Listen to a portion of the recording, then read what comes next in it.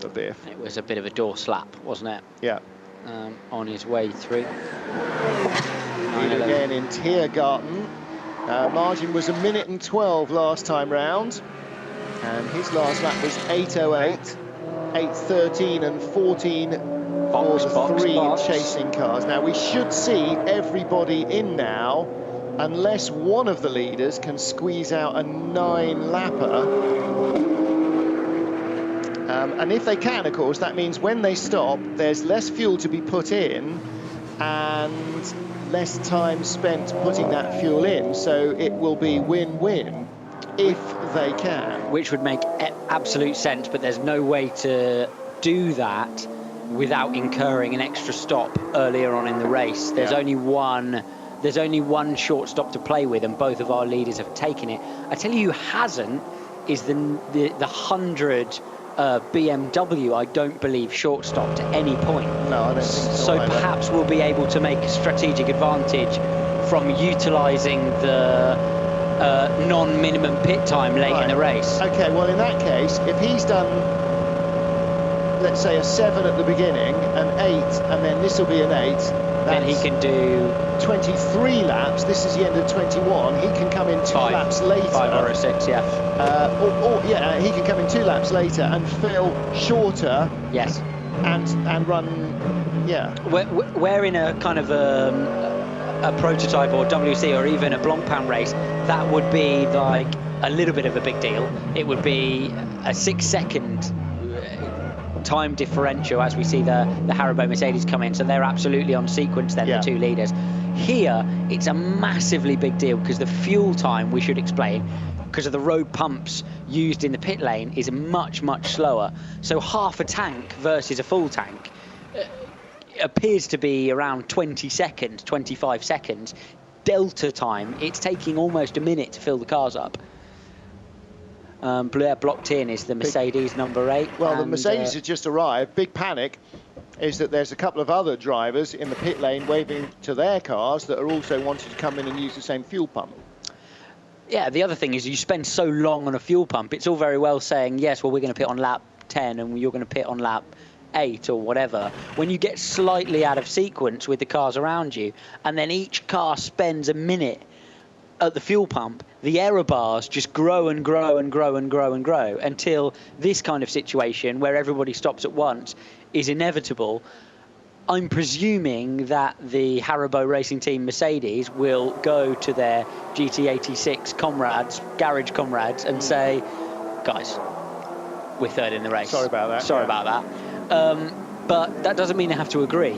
No, absolutely. 911 comes back out. There was a driver change. So back to Kevin Estra from Michael Christensen. And they are already heading around the Mercedes arena. There was also a course car coming out of the pit lane with the yellow lights flashing, which suggests to me that somebody has gone off at turn 1. Yeah, the interesting stop for me will be the 100 BMW.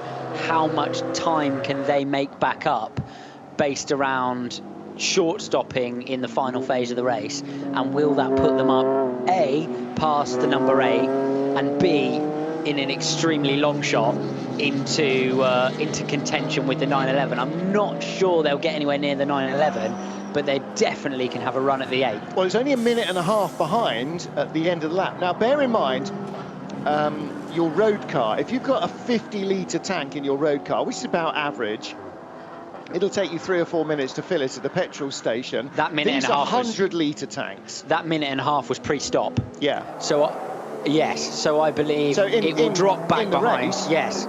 As in pure hard delta in the race. And bear in mind, they've done full runs, so they've spent longer in the pits already, and they're a minute and a half behind. Yes. So they haven't had a 5-lap run like the Mercedes did at the beginning, or a 6-lap run like the Porsche did in the second stint. They've done 7, which is a full-length first stint, and 8 and 8. Yes. Been suggested by Wayland on Twitter that the only car to do 9 laps from memory this year has been the Porsche. Now, it won't need to do 9 because there's only 46 minutes left. There is a code 60 on the Grand Prix circuit, as we see the KTM Crossbow, the orange and black one coming back out. Car number 4 is in the pit lane. Ragginger back Roman in. Dumas and Martin Ragginger. I'm always thinking that Ragginger's Austrian, but I'm assuming now he's Swiss. Yeah, I mean German. He's Austrian, which is why he's got the Austrian colours, the white, red, white, red stripes on the side. So that's him. Roman Dumas gets out. Falken Porsche in a bit of a battle with the 35 Tresson car, which we noted making good progress earlier on in their BMW M6 GT3. And they were 8 seconds adrift of each other when they came in the pits, scrapping over 5th place in the race proper, and also 4th place in the SP9 class. So very much on between 2nd and 3rd, on between 4th and 5th in that SP9 class. Only the leader appears to have been able to make the jump through clever strategy earlier on in the race. Let's see where the Falken Porsche comes out in relation to the 35. I haven't seen the 35 in the box yet, have you, Martin? No, not yet. And Falken Porsche, they're being pushed back now. This will be a shorter stop than... I don't know, it won't be short because they're stopping on the same lap as the leaders. Nissan is back out. We're seeing it on track, so we didn't see it come back out, but it's obviously a long way down the order, I'm afraid. It lost at least a couple of laps. And it's changing gear, because I can hear it. Well, it's going round. You don't head out onto the Nordschleife without a fully functioning gearbox. Yeah, for the most part, yes. I mean, if you want to get your debut car to the end of its VLN race, tooling around at the back, then yeah, potentially. But no, because you're more of a danger to yourself than anything else. Yeah, because it's functioning correctly. So they've managed to sort that actuator issue. Dropped a long way down on our timing screens as well. It's a long way out of any possible contention, which is unfortunate because they were sort of hovering around, you know, maybe a snatch of a podium. Falken Porsche is out.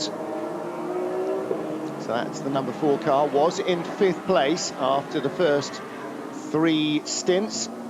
44 minutes remaining. Not likely to get itself on a podium. The one that's, I think you're right, I think the one that's most likely to upset the apple cart was the 100. Or was the 100. Is that in now? That's now shown as having made 3 stops. Oh yeah, so it's got to make its 4th stop will be shorter, won't it? Yes. Correct. Yes, because the others will go all the way on this now, won't they? Yes, so their final stops are longer and it's going to do the shorter stop at the end, yeah. Another car that has only stopped twice so far is the Renault RS01. Now that was 3 minutes off the lead. And one of them was unscheduled for a puncture. Well, it was at the end of its stint, so it was on...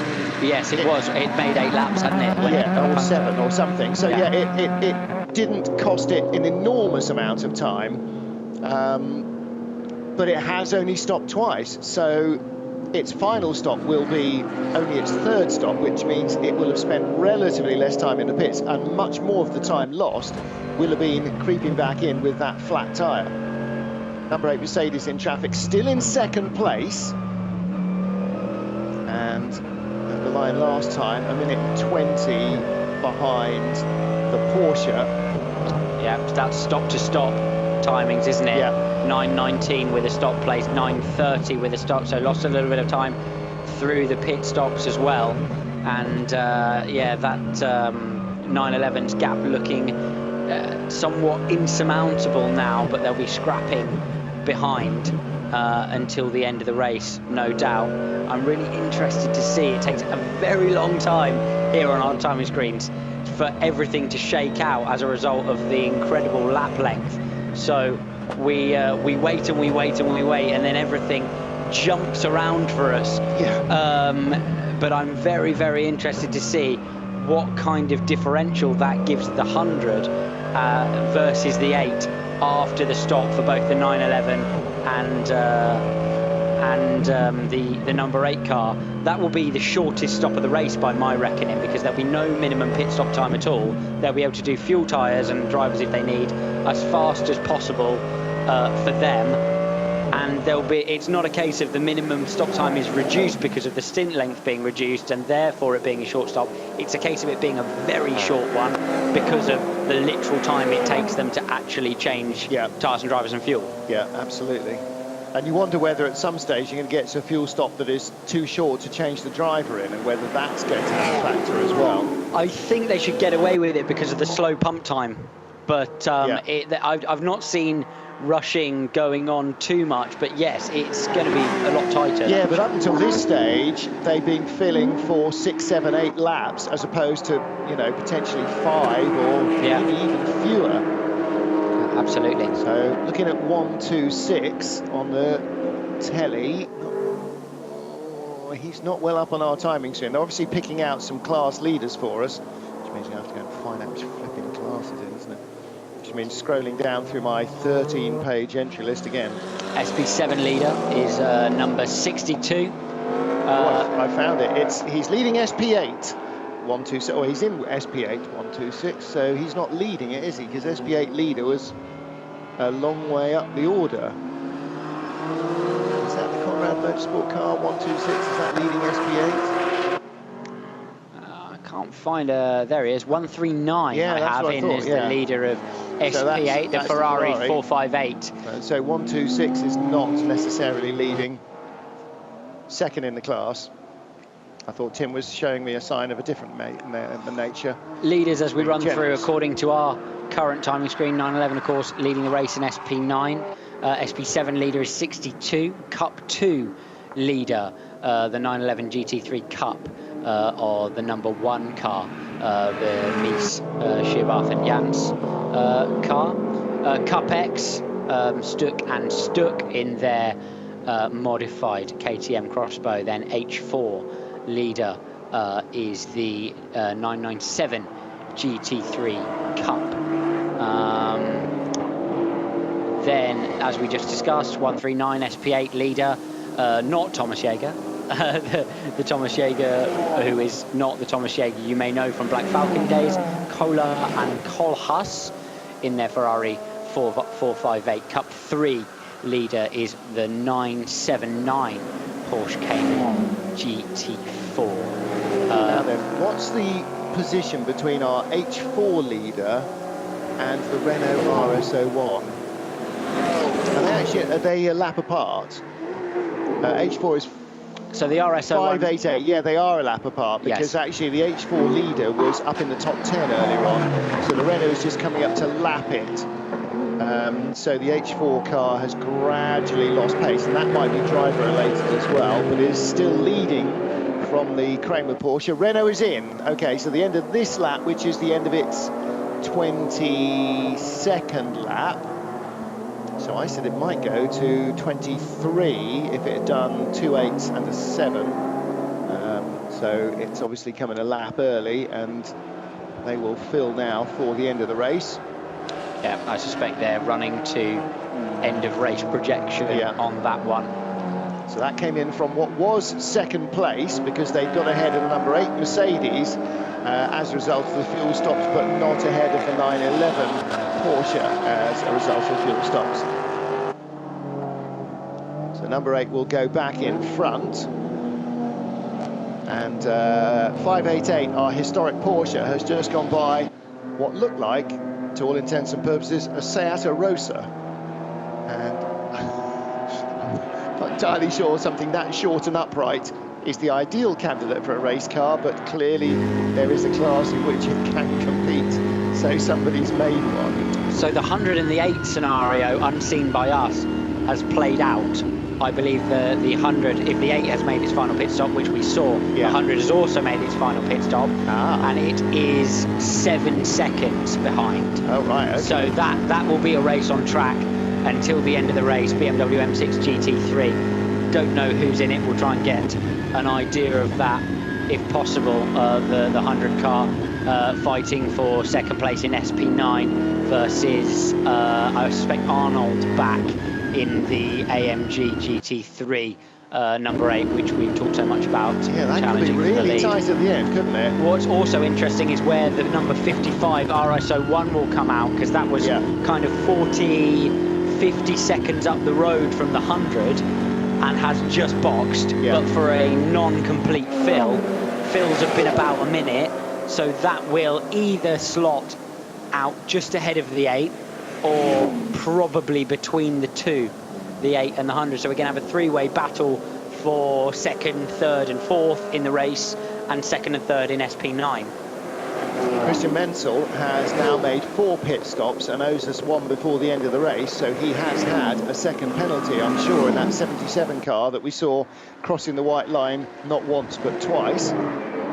So that's really undone his race, unfortunately. Pit exit line is very straightforward for a driver of his experience. It may not have been that, but we did see that happen, whereas we didn't necessarily see anything happen in the pits. Number 20, BMW M6 GT3, which is 7th in SP9 and in 8th place overall, makes its pit stop. The car that we didn't mention in your rundown of all the class leaders, by the way, is the SPX class leader, which is the Renault RS01, which is in 2nd place overall. So the Schubert Motorsport BMW comes in for its final stop, and again, the later you stop, the shorter the fuel stint is going to be. Claudia Hürtgen, Freddie Nymark and Anders Buchhardt are the trio. This is going to be interesting, isn't it? Because it's going to give us a feel for how much shorter that amount of fuel. What is the delta between that amount of fuel going in and a full tank? So what are we talking? We're talking 6 laps now to the end of the race. So this is a 2-lap short fill, you would say, for a GT3 car. And let's see. No driver change. I was going to say, I don't think there's going to be time. They're about ready to go. Tyres are done. The windscreen is clean. The mechanics are ready to pull the metal covers off the side exhaust. And so much more urgency, wasn't there, in that stop as opposed to down. Fuel still going in. It is long. It is very, very long. But a full fill will be longer. Yeah, they started filling it at about 35 minutes and 35 seconds to go. And it is now 34 minutes and 35 seconds to go. So I reckon that is around a 60-second stop. Car is running. Fuel pump has been put back in its receptacle, or the fuel hose, and off goes whoever was in last to complete the race. So a little over 60 seconds at this stage. So add a quarter to that, basically. You've got a minute and 15. Yeah. To take 2 laps off an 8-lap stint. So it's about 15 seconds gained back from the. So that's their short stop. So they ran as far as the fuel would allow them throughout the race up until this stage. The matte black Schubert Motorsport car with a couple of lime stripes up the edge heads back out of the pits. It depends heavily on the trade-off between what the short stint gives you in terms of a break on the minimum pit stop time, and then what you can actually save in relation to the hard fueling time at the end of the race. And I think that's, I mean, the 911 has had the pace all day and has streaked off into the distance on the basis of that. But between the 8, the 55 and the 100, you're going to see that play out. Nice battle now in I think this is a Cayman class battle. There's a Cayman front and rear, and then there's a GT3 Porsche, or a Cup class Porsche. It's probably more a Super Cup Porsche in the middle of them. And the car that was leading in the Cayman class is slipstreaming up behind the very fractionally faster Bewinged car to try and get a run on his rival, which doesn't happen. So I think that's 5 Brian Wharton, the H&R car in front of the other H&R car, which is 606, is it by memory, or 560. So it didn't quite work. I think that's the number 1 Porsche that they're trying to get a tow off, which is the Gigaspeed car, Alex Mees, Tim Scherbart and Steve Jans, I think.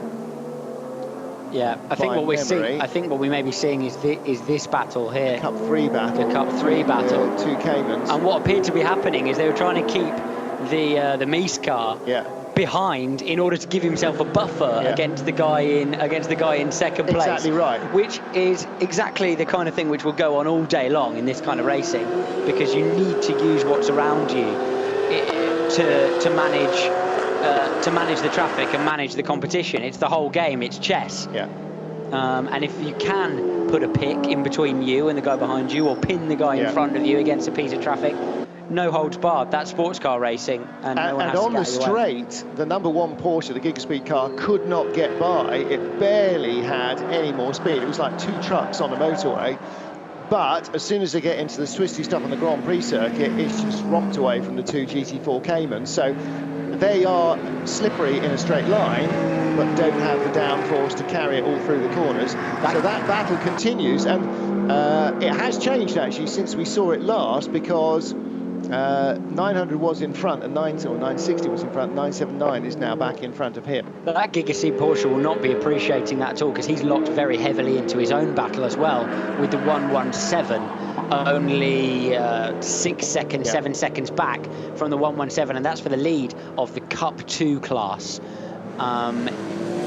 Porsche Cup machinery, GT3 Super Cup machinery being raced there. 117 is Team 75 Motorsport, which is David Yarn and Marek Botman, so they are just in front, as you said, by 5 or 6 seconds, and that's all. So looking like a very aggressive battle then to complete the race distance in that class, just as we have at the front, gap still closing between the 100 and the 8 for 3rd place overall. Fricadelli Motorsport out on the pit apron, waiting for another arrival, and I'm sensing that this is going to be in our 235i class, so I'm going to scroll down there and see if we can guess which number is coming in next. Mr. Fricadelli about to get in. Yeah, so he's the team boss. How'd you guess? I'm trying to remember what his name is, and I can't now for the life of me. I'm trying to get down to the BMW class. Here we go, 19 of them. Fricadelli Motorsport are running. I know they've got a dog in this fight. Can't they have, haven't they? Sorgren Sport Bonk.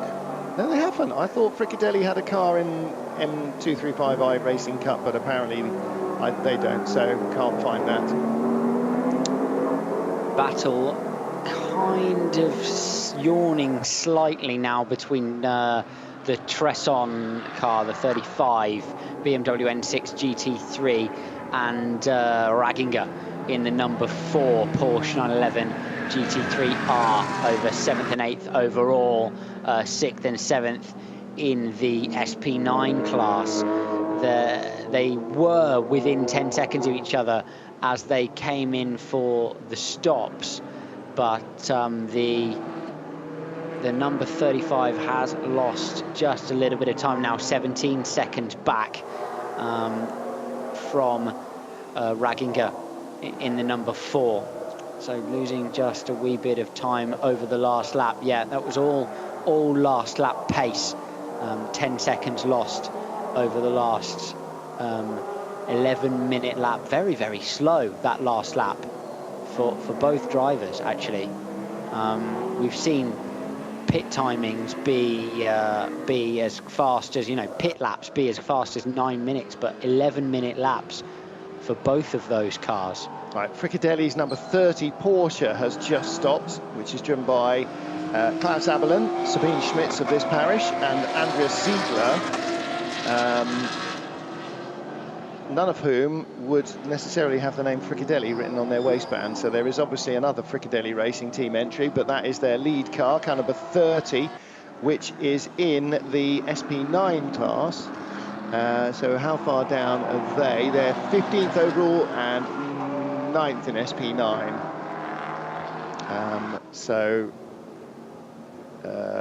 Out of a class of 11. So I think all 11 SP9 cars started the race. Nice recovery from the Nissan, number 23, back up to 21st position. Right. And I believe has done the fastest lap of the race. Yes, it has. 8 minutes 0.72 as opposed to the leader's pace, which is 8:01.5. So it's not all bad news. Got the gearbox working and produced. I'm not sure if they produced the fastest lap of the race recently or at the very beginning. I certainly didn't see it after the first stint. So yeah, good lappery from them, and that chassis definitely showing potential, if not 100% reliability. Yeah, exactly in right. the in its early phase. We follow the 55 Renault. Oh, red flag. Blimey. Red flag in the background. So it has the race been stopped with 26 minutes to go? There is definitely a red flag being shown. Red flags on the Grand Prix circuit. So I don't know why, but obviously the red flags will go all the way around the racetrack rather than just on the Grand Prix circuit. That just happens to be where the cameras are. So the race is being stopped, and with 26 minutes left to go, I'm not entirely sure whether they're going to get a chance to restart it or not. So since we're not seeing anything other than marshals waving red flags on the Grand Prix circuit, we can only surmise that the incident that has caused the reds is out on the racetrack itself, out on the Nordschleife. Most unusual here, actually, isn't it? The red flag. Generally, Yes. things are handled with the long, if it's a very bad incident, a long slow zone. I recall the last time a Nürburgring, big ring race with red flag was because it snowed. And that was Nürburgring 24 hours. Yeah, and they had a fog. That was Spa, wasn't it? Okay, so a big crash at Foxruhr, 970, 632, 624, and 202, apparently. So there's been a tangle in the foxhole. Yeah, so it sounds like the track is blocked and they're going to need some rescue vehicles. The Opel Manta was towed out of the track at Adnau Forest. Thank you to Time Certain Clock for that. Let's have a look on our entry list. 632 and 624 sound like they should be in roughly the same class. And without wishing to point any fingers, you would suggest that if that is the case, that they may have been the centre of. 624 is Pioneer Fast Racing Corrado, which is in the historic 2 class, up to 2 litre class. Jürgen Freiberg, Norbert Kraft. 632 is not in the H2 class. It's a VW Polo. Is that the dark blue one? I'll go down and see if I can find. 970 is a Cup 3 Cayman GT4 run by Teichmann Racing. Marcel Hopper, Torsten Jung and Dirk Fleugels. So I'm seeing cars being pointed into what looks remarkably like Parc Ferme. Yeah, they're being headed back in. Half of them missed the pit entry, but half of them are. No, you go around the short loop and then you come in. Yes, because half of them are parked on another part of the paddock. So cars are not being lined up on the grid, which suggests that there will not be a restart. Yeah, still no footage of the incident yet. We'll give you news on that. There are no cameras out there, so the only thing we might see is an onboard, a drive-by. Yeah, and if that happens, then we'll catch up with that. Cars involved, 970, 632, and 624, and the 202. Having a look for 202, which is the A Rent to Drive familiar racing car. That's a Porsche 911 GT3 that was in SP6. David Ackermann, Jörg Wiskirchen and Carsten Velschar.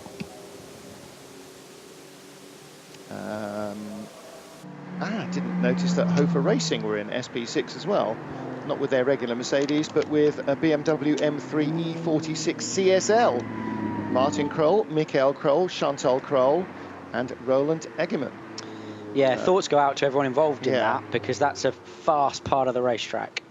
And let's hope that everyone is okay. It's obviously a reasonably large impact they've had down there, because they've chosen to either that or unrecoverable barrier damage or something beached, and that's that's entirely possible. If you've got 2 or 3 cars down there and some barrier damage, then your incident officer on the scene is going to go, okay, the posts are ripped out the ground, we're going to need half an hour to repair the barriers, and it's a non-starter. There's 22 minutes left on the clock, so I'm afraid that is the end of VLN 7. Celebrations from the pit wall. Yeah, it would appear that that will be all she wrote for this one. which means that we're not going to see whether 100 versus 55, who worked out cleverest in that one, and whether the 100 would actually end up catching the number 8 car, which looked as though it might be on the cards. I would imagine there are sighs of relief all round, actually, in quite a lot of garages. The 8 specifically, potentially the 4, and even the 55 looked under a little bit of pressure from behind. There was a really close battle shaping up in Cup 2, so it's a real big shame. But yeah, it's safety first, as always. And yeah, let's just hope all is well. For synchronicity, the number 23 Nissan ended up in 23rd place, which I think is, I mean, it's not where they wanted to be, but yeah, I mean, there've been worse debuts of race cars. Yeah. I think, you know, a small reliability issue is potentially understandable. It's a really, really tough racetrack, and where you're going to put more stress on a gearbox than through the central corners of, you know, the central phase of the Nürburgring. The good news is that they got it out within a couple of laps, so 10 or 15 minutes, which means it was not a major gearbox failing. It wasn't a clutch. It will have been some wretched little Tupney Halfpenny, although probably not Tupney Halfpenny, electronic actuator, won't it? Steering wheel or a pneumatic line somewhere. Often mount, because actuators have to move in a very kind of straight, specific line and have to move very positively. The mountings are and can be a little bit difficult or something like that, but we won't know exactly the details. I'm sure they will share it with us after the race, but very, very interesting, and congratulations to them with their new race car. It's always difficult to debut a new car. It's always difficult to get something that goes onto the racetrack and works, particularly a racetrack as fearsome as this one. Well, confirmation from race control, there will be no restart, and that's exactly what we expected to see, with cars being sent into the pit lane garages and everybody else going around the Grand Prix circuit. They'll come in at the end of the Grand Prix lap and into the back of the pits, and then head off down to the paddock, which of course for any Nordschleife race is absolutely vast, just covers enormous acreages, jammed full of racing cars and small awnings, as opposed to Formula One, which is jammed full of big awnings, very small racing cars. So race is concluded with about 25 minutes short of its expected distance. Right, and I was just pointing out that the Krolls regularly race their SB6 BMW in the VLN and in the Nürburgring 24 hours alongside their AMG GT3, which they run in the Creventic 24-hour series. So plenty of racing for them. So everybody who fueled up nicely to go to the end lost a bit of track position. Anybody who was desperate for fuel may well have lucked into a result maybe that otherwise might not have come their way. But their cars are being brought into the paddock, brought into the pit lane. Everybody's being parked up in the most enormous parc ferme you'll ever see. Looks like a spectator car park, basically, because it's got to take 160 odd cars. And in not too short a distance, I imagine, we will probably get people lining up to go out onto the podiums. Now, obviously, with 127 different classes, how they come out remains to be seen. But as of now, on laps completed, which were 23, because the timing screen only updates itself fully at the end when the leader crosses the end of the lap rather than by sector, the result should be as follows. Winning overall and in the SP9 class is the Porsche number 911, the GT3 Cup car of Michael Christensen and Kevin Estre. Second overall and second in SP9, the number 8 Haribo Mercedes. Third place overall and third in SP9 is the number 100 BMW M6 GT3. So you've got Porsche, Mercedes and BMW, your top three. Fourth different manufacturer comes in fourth place and victorious in SPX, and that was the Renault RS01. Fourth place in SP9 and fifth overall, the 44 Mercedes, the grey car, in fifth position. Sixth place, car number 4, and that is the Falcon Motorsports Porsche 911. That is also in fifth place in SP9. That was sixth overall. Seventh overall is the number 35 BMW M6. Jordan Tresson started in eighth overall, And victorious in the SP7 class is the Porsche 911 GT America. And I think they might have gone a little further up the order as the race progressed. However, that's the way it ended up for them. They still win their class overall. They were the overall leaders, I think not once, but maybe even twice in the race. 911 still yet to come back to the pit lane. It's now on Dossinger doing about 50 miles an hour under red flag conditions. So that's your top 8. 9th place, another SP9 car, and that is the number 20 Schubert Motorsport BMW M6. And rounding out the top 10 is our 3rd different category winner in the top 10, and that Victoria's Cup 2 car is the number 1 Porsche, which was inches ahead, 7 seconds ahead, in fact, of the 2nd place car in Cup 2, which finished in 11th place. Other winners, H4 going to 588, the red and black Porsche 997 GT3 Cup car. That finished in 13th place overall. Second car in H4 slumped in the end to 19th place overall. That was the Kramer K3 Porsche 997. So the H4 class winner in 13th overall. 18th overall, the SP8 class winner, thank you. Poor timing screen, and I'm too far away from it. And that was the Ferrari 488. That was the NGK car, wasn't it? Yes. More class winners. Cup 3, 979. That was the Porsche Cayman battle. 979, 960. It was the two of them, flip and flop. And 979 was across the line last time round. So they will get victory in Cup 3. And again, the gap between them at the line, 0.4 of a second. That's how tight that battle was. And it had been like that pretty much between those two all the way through. So that's Cup 3 win. TCR won by 802, which is one of the pair of Volkswagen Golfs. Going down, SP10, that was, I've lost them now, won by, the 179 Porsche Cayman GT4. The Nissan, we documented, that dropped to 31st place in the end. Another race winner in Cup 5, Michael Schrey on his own in 691, the 235i Cup Racing winner by, how far ahead was he? Oh, actually, a minute and change, 40 seconds. Yeah, yes, he was, than the second place, but a very close battle there between the triple for the final podium honours in Cup 5. Very close together. Next race winner in V8 is 435, which is a Porsche Cayman S. In SP3T, that's mine. Oh no, hang on a minute. In SP6, is that SP6? Yes. 198 BMW E46. It's getting quite elderly these days. SP3T was won by car number 303, which was the Audi TT RS2. V5 won by a Porsche Cayman number 444. Cup X won by the Stux in their KTM Crossbow, and they were, just for reference, where were they? 57th overall out of 165 starters. Not bad. They actually dropped well back, didn't they, from where they were originally, because they'd obviously have some sort of problem, but still taking home the honours in Cup X. Crossbow. Yes.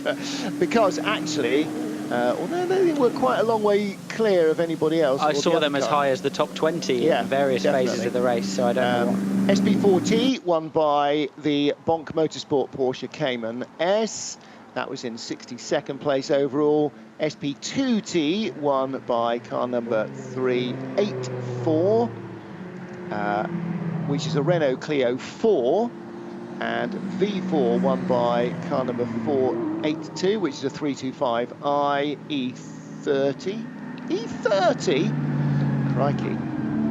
Any more class winners? Yeah, Cup 1 won by the Opel Astra GTC car number 344. H2, historic winner, BMW E30, car number 618. And there's even a VT2, or is that V12? VT2. Winner, which is a Renault Megane RS. We saw them earlier on. And a Cup 4 winner, Toyota GT86, car number 531. There's more winners further back. There's still more winners in 125th place overall. The Thomas and Schultz BMW 318IS wins in V2. And there's still more in SP 2024 race winner is car number 250, 137th overall, a 325i Coupe in V3, driving solo. Car number 523 wins 139th overall. That's an Opel Astra C, and that might be our last class winner. It is our last class winner. So there you go. And 911, our overall winner, is now on the Grand Prix circuit. So he is heading towards the end of the lap. There are a bunch of cars queued up in the pit lane. There's about 130 odd cars in the paddock behind the media centre and race control building. And the number 8 Haribo Mercedes is under the podium. So he has arrived. Don't see the crew of... The 911 has... Vanished off the timing screen. Vanished off the timing screen. Which can't be right. Shown as 11th. But it would appear to be right from the way that the number 8 car is parked in the... Well, I might have assumed that there might be the top 3 there, but the number 8 car, the timing screen is really... While we were scrolling all the way down to 137th place to find all our winners... They pitted on the same lap, so it can't be a red flag flip-flop of going a lap back. No. Anyone? For whatever reason, well, they have dropped from 1st to 11th place on our timing screens, bringing the 8 up to P1, 100 to P2, and etc. But there's no explanation thus far as to why that might be. And they're not shown as having lost a lap. The podium ceremonies appear to be following suit, with the 8 parked up in the spot which looks remarkably like the spot for P1. Yeah, I don't know whether I'm expecting the top 3 cars in or just the race winner, but you're right, the Haribo Mercedes is there, and the very last car to come back into the pit lane would appear to be 911. So they're still shown on the same lap, although they were clearly out of the pits in front of the number 8 car. So further confusion reigns. Feel free, if you have information we do not have. Hearing online, René de Boer tweeting that there have been no reported injuries from the incident at the Foxruhe, and that comes from German journalist Bianca Leppert.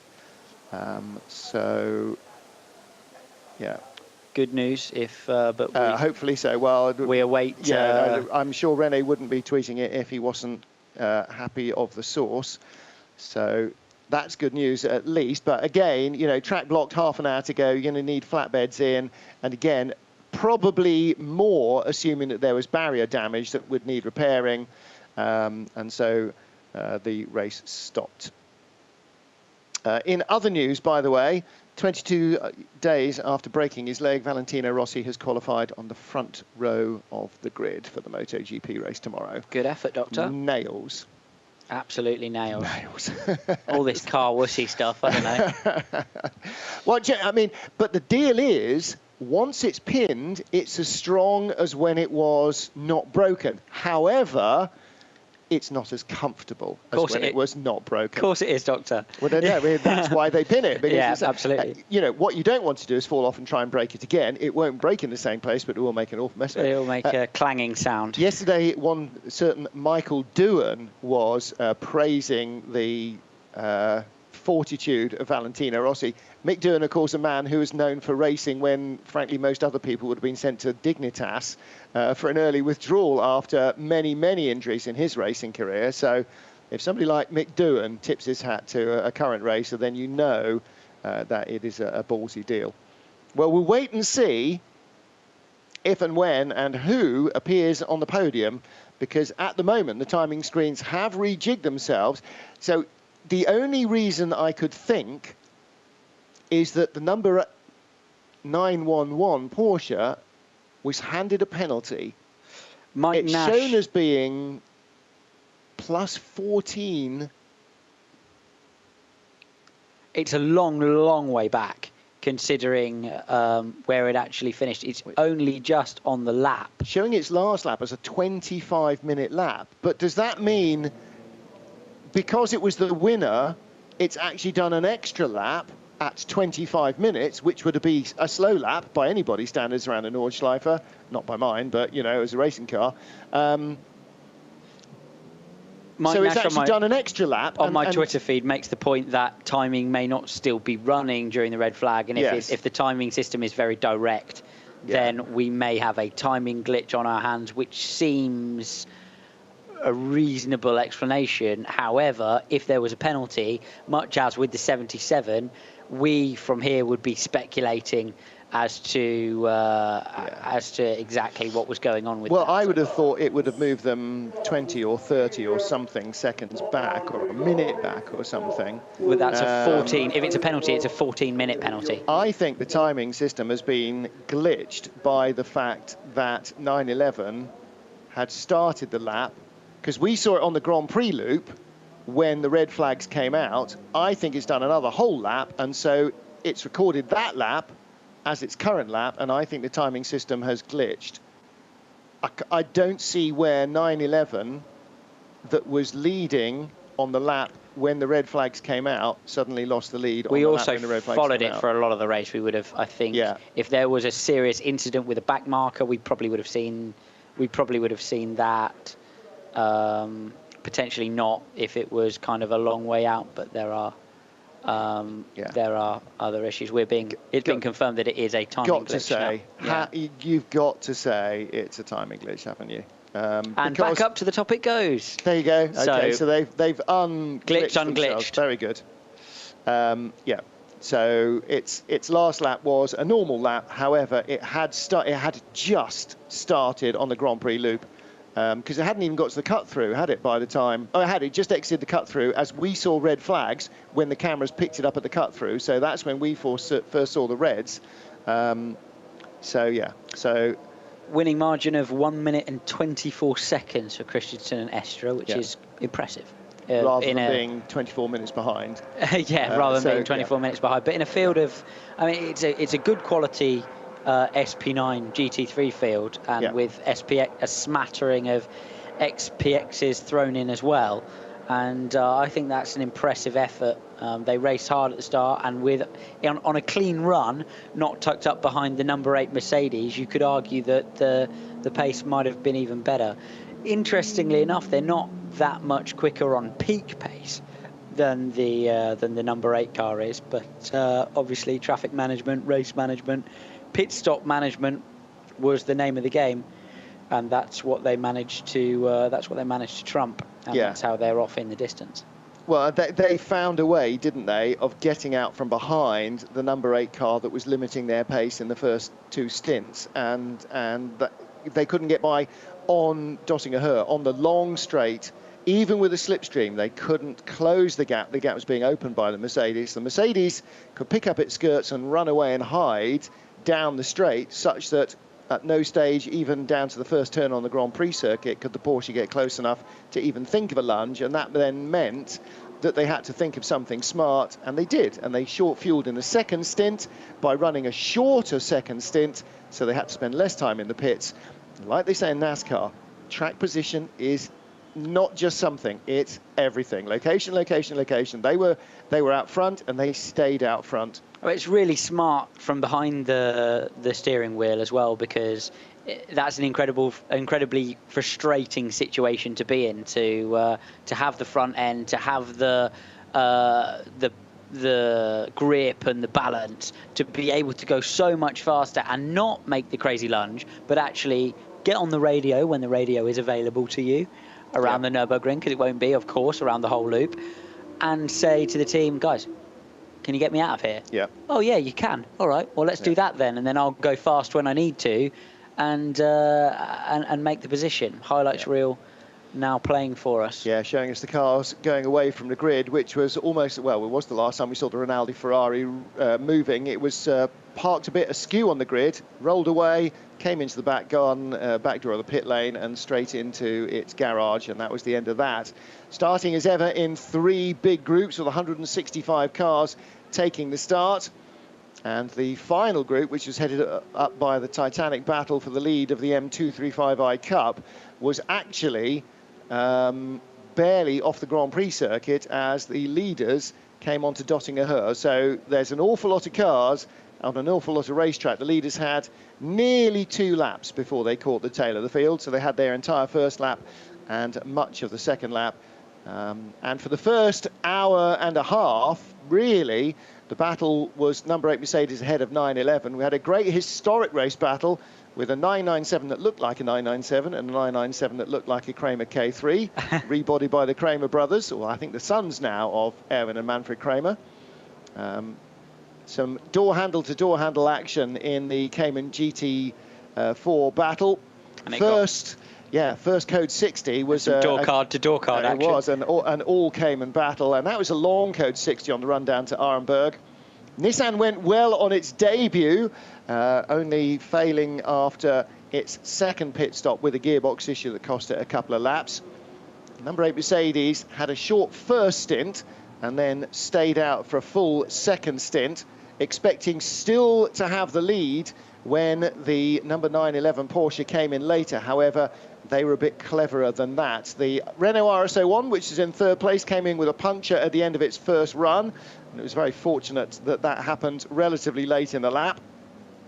The Foxtail Manta, we saw briefly, didn't complete this race either. A trying year for the Manta team, the Strycek team, and the Kissling Motorsport effort. Continued dominance then from Manthey Racing, wasn't it? Yeah. Unbelievable. They won 25th of March, they won 8th of April, they won again on the 19th of August, and they've won again here today. It's a really impressive. They've got the hang of this Nürburgring stuff, haven't they? That's a better than 50% strike race. They'd won 3 out of 6. They've now won 4 out of 7. And it definitely looked like the car that had the pace to win, didn't it? Even when it was jammed up behind the Mercedes, you thought he only needs one sliver of daylight to get through, and he'll be gone. And in fact, as soon as they got in front, they were gone.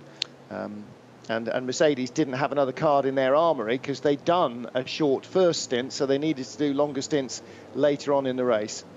Renault RS01, we just pictured, recovered very nicely from that puncture in the early phases of the race, number 55, to drive back to a 4th place finish and a victory in the SPX class, harrying the top GT3 contenders in the early stints as well. So, yeah, impressive stuff from them. And another good performance. And somewhat under the radar, maybe right at the beginning, was the number 100 BMW, the M6 GT3 that finished in 3rd place. And that car, we didn't see a lot of it because it wasn't nose to tail with the leaders. In fact, it didn't really get a very good start to the race. But the Falkenhorst Motorsport team, Christian Cronjes, Michele Di Martino and Matthias Henkeler, have ended up on the podium in 3rd spot. So they had a good, solid run through. And could have had a better one, couldn't they, if the strategy that they eventually played had played out. I mean, they'd done maximum pit time stops all the way through the race. And when you look at it, they're a minute and 30 back from the leader. You know, what could have been, would they have been able to challenge the Manthey Porsche? Well, they could have saved, possibly, I mean, conceivably, up to a minute in the pit lane, so they could have been possibly not challenging for victory, but well clear of the 8. Up into 2nd place, yes. Well and clear. They were closing in on the 8 on pace as well, weren't they?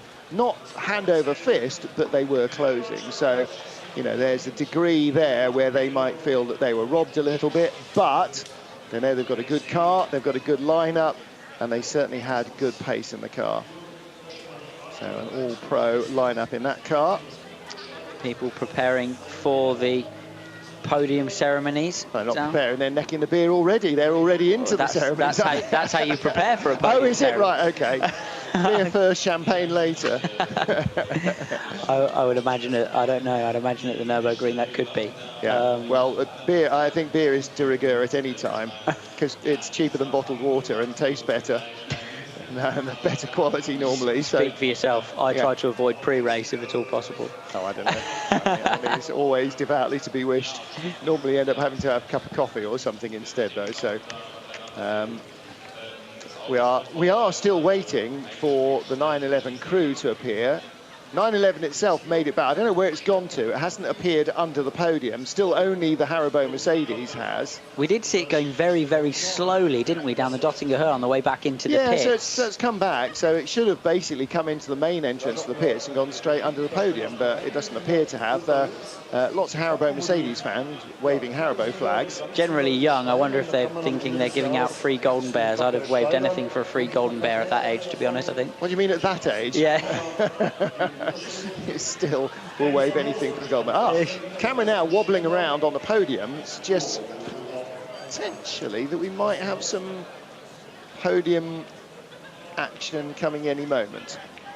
Podium looking a little bit like the top of a water slide, doesn't it, with all those big golden rings you can pick up. And well, if you think of pictures of race winners like Dick Seaman or Nuvolari or Fangio in the 30s, 40s, 50s, 60s even, where they had a big garland around their necks, that's exactly what you get here, except it's wrapped in gold foil, so you don't see the laurel wreath, but you do get the big gold foil around it. So it's the big horse collar wreath, which the podium finishers will get. The Falcon Horse Motorsport boys are now being sent up to the podium, looking fairly relaxed and pleased with their third place finish. The Haribo Mercedes team should join them, and also the Manthey racing crew. Cameras haven't picked up Olaf Manthey yet, but he'll be around somewhere, the flamboyantly mustachioed boss. When Porsche withdrew from prototype racing and remained only in racing with their 911s, which they immediately then stuffed the 962 engine in the back of. Those were all in UPS colours, run as the Porsche Junior team, run by Olaf Manthey, very successfully in sports car racing. Won the GT class several times in a row at Le Mans. And Olaf Manthey has been a Porsche stalwart for all of his life, probably. Certainly all of mine. I'm still quite interested. Maybe it's gone to scrutineering the 911, the Manthey car, which I suspect is the case. But only the 8 has made it to the base of the podium. They might just have insisted and tossed gummy bears out the windows to distract the marshals. Everybody else who was racked up in the pit lane has now been sent out of the pits to go round to Parc Fermé. I would assume that since 911 was probably the last car on the track, it's been whistled into Parc Fermé as well. Particularly since the marshals at the time will have been looking at their timing screen on their app and seeing that the number 8 car was on top. Yes. 911 had vanished, and they've gone, no, that way, mate.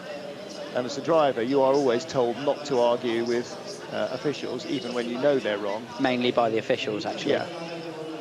But, it's generally a good rule of thumb. It is, yes. Don't annoy the officials, even when they're wrong. They're never wrong. What are you talking about?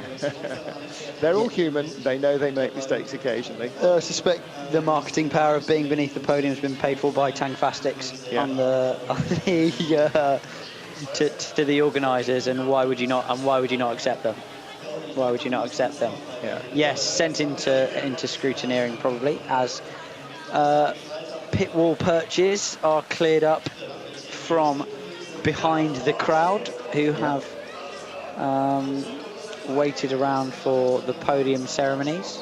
Still dry. Yeah, still dry. Sunny afternoon. We saw blue sky overhead. A few fluffy white clouds. It is a beautiful September afternoon.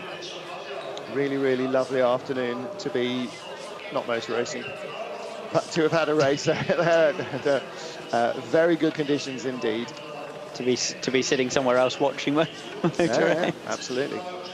So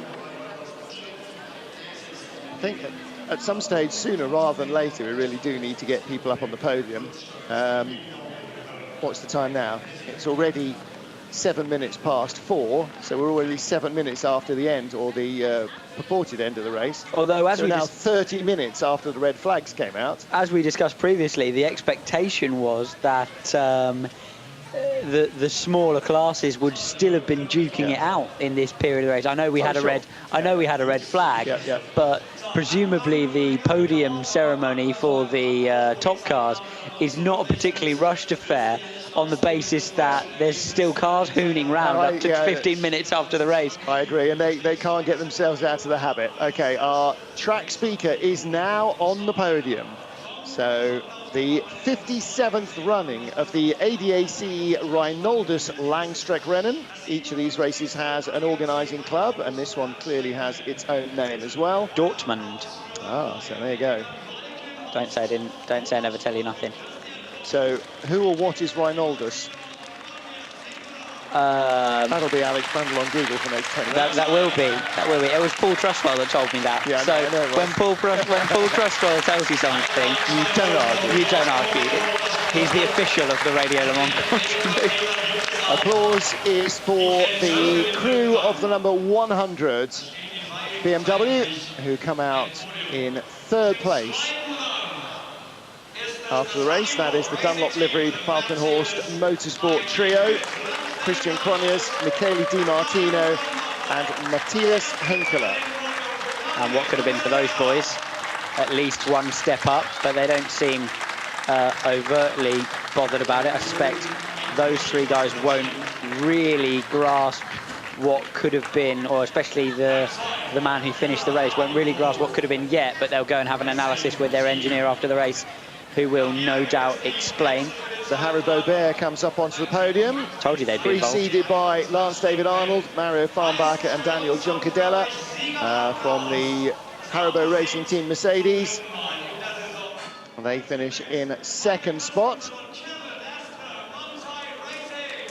And our race winners in the Porsche number 911, you heard them announce, Michael Christensen and Kevin Estre, the Franco-Danish duo, finished 2nd a week ago in Austin, Texas, in GTE Pro in the World Endurance Championship after an epic race, and they claim victory here in VLN 7 at the Nordschleife of the Nürburgring.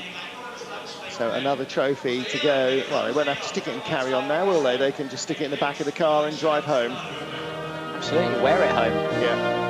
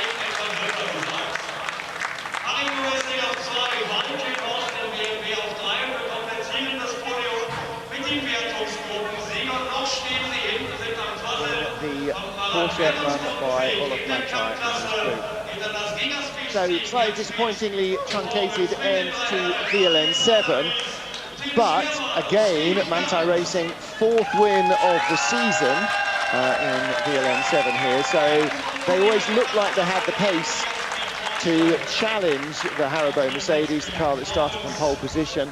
And it was some total pit work, Alex, that got them that track position, and from there on they never looked back, did they? I think it was a fascinating race.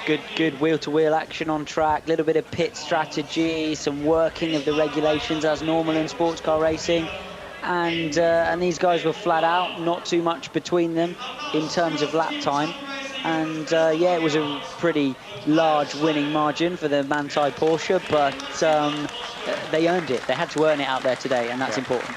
Yeah, they did a really good job, and made it count by being clever as well as being quicker than the other guys. So exactly what you come to expect, A, from people who run Porsches, and B, from Alex Manti and his crew.